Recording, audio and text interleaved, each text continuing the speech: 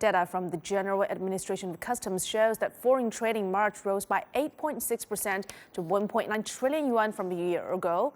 And exports in the meantime surged almost 20% to more than 1 trillion yuan, while imports slipped 1.7% to 855 billion yuan. And for the first quarter of the month, China's foreign trade dropped by about 6% to 5.2 trillion yuan. Exports were down 4.2%, while imports were down 8.2%.